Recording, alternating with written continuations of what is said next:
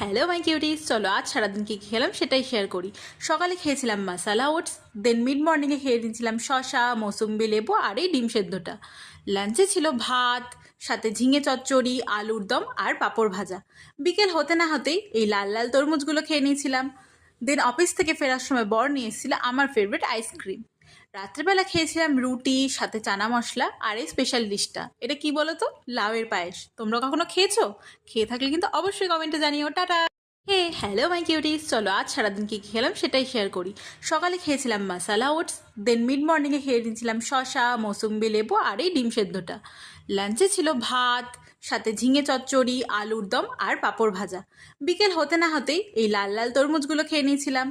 দেন office থেকে ফেরার সময় বর নিয়ে এসেছিল আমার ফেভারিট আইসক্রিম।